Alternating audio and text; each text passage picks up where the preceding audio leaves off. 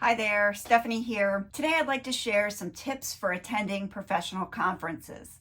I just completed 4 conferences in the last 3 weeks. It's a lot of professional learning. So I want to give you a couple of tips for attending conferences, surviving conferences, getting the most out of professional conferences. Tip number 1, go. You should attend. I know that teachers often don't get the opportunity.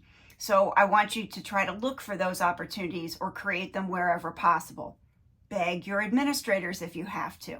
Submit a proposal to present at a conference.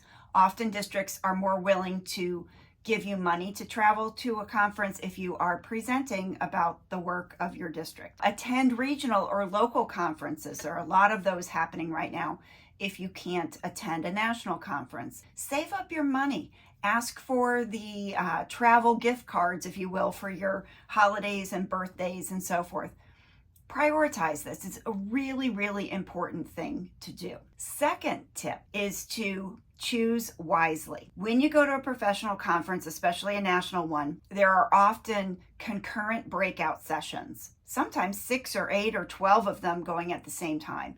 And you have to really make careful choices about which session you're going to attend. If there is a national presenter who you have perhaps seen present a webinar online, those are good people to go to their sessions. But also, sometimes the people you've never heard of will be the most beneficial presenters to you. So I would say seek some input from somebody who might know the person who is on the schedule. Get input from somebody you trust so that you can make sure that you are not wasting time in sessions that aren't going to be beneficial. So there's a consideration about the quality of the person who's presenting, but also the match to the work that you do. And you want to choose wisely. The third thing that I would say as a tip for conferences is process the information. When you are sitting in the session, it seems like your mind's being blown and you're never going to forget what was said. But believe me, as soon as you leave that conference center, most of that information is gone unless you have processed it in some way to integrate it with what you already know and to get it into your long-term memory. So take notes during the sessions. Take notes after the session. Build in time to discuss what was shared in the session. It's really beneficial if you can attend conferences with your coworkers so that over lunch or at breaks or the end of the day, you can share out and discuss what you heard, put it into the context of your work. Process the information in some way. Very, very beneficial and important. My fourth tip is to maximize your time while you're there. So this means a couple of different things. First of all, clear your calendar for the time that you are attending the conference. Don't try to keep your regular work going while you are also attending and learning new information. So put one of those auto messages on your email so people know that you're away and you won't respond until after the conference. Don't be taking calls at the end of the day or trying to squeeze things in while you're attending the conference. Don't think that you're going to go back to your room and work at night to get things done.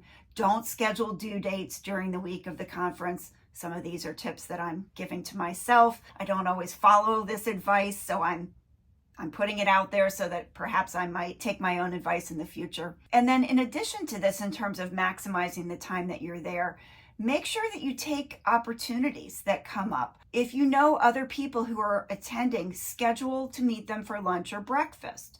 Schedule a time to chat with them during the social hour. Make sure that you're connecting with other people who are there. This brings me to tip number 5, which might be the most important thing that I get out of conferences, and that is look for and take advantage of the incidental opportunities. Okay, this is what I mean. You're sitting in a session and the presenter asks you to turn and talk to the person next to you. And you find out that that person is in the same role that you're in a different district. And you have so much in common and you exchange contact information and then you become best professional friends going forward. Or you're walking through the exhibit hall and one of the vendors invites you to come to their social hour that evening and you're exhausted and you know you don't know anybody walking in, but you should go. So these are the kinds of things that happen during conferences. The most perhaps important thing is keep your mind open to new possibilities. There's something about being in a different environment, being away from home, being away from your work routine that opens your mind in a new way. The greatest thoughts sometimes happen when you're at a conference. So be ready for that, be open to that, and don't let the incidental things that happen be minimized. Really look for those opportunities and maximize them. And then my sixth and final tip is just really practical in terms of being prepared. Take snacks with you. Sometimes the food is terrible at conferences. Sometimes the food is gone by the time you get there. Sometimes they don't have options that are a fit for your dietary needs.